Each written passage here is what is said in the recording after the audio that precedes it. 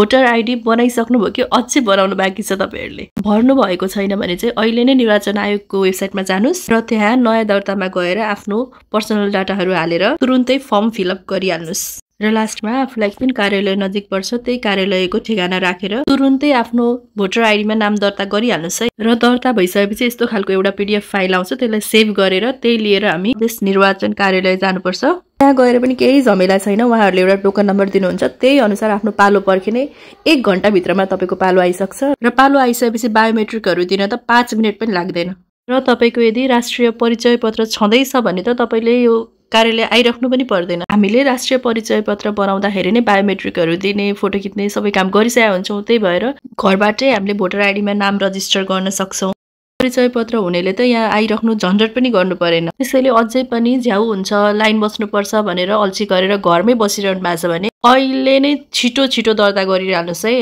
पछि गएर कोही राम्रो नेता कोही राम्रो खालको मान्छे उठिहाल्यो भने आफूले भोट दिन नपाउँदाखेरि पश्चाताप हुन सक्छ देशमा त्यत्रो आन्दोलन भएको छ त्यत्रो मान्छेहरुले ज्यान गुमाएका छन् फेरि त्यो सब बेकार भएर चाहिँ नजाओस् है मेरो पनि बहिनी लाइन बस्नुपर्छ झ्याउ हुन्छ भनेर जान मानिरहेको थिएन मैले जबरजस्ती आफै फर्म भर्दिएर आफै गएर पालो पर्खेर उसलाई बोलाएर अनि लिएर गएको हो तपाईहरुको पनि कोही साथीभाइ दाजुभाइ दिदीबहिनी अथवा आफ्नो घरको कोही ठुलो मान्छे कारणवश पहिले छुट्नु भएको छ भने त्यस्तो मान्छेहरु हुनुहुन्छ भने जबरजस्ती तानेर हुन्छ कि कसरी हुन्छ जान मान्नु भएको छैन भने कसरी भए पनि लिएर जानुस् मतदान चाहिँ हाम्रो अधिकार मात्रै हैन दायित्व पनि हो त्यसैले एउटा जिम्मेवार नागरिकको दायित्व निभाउन हामीले भोटर कार्ड चाहिँ बनाउनै पर्छ है जसरी पनि बनाउनु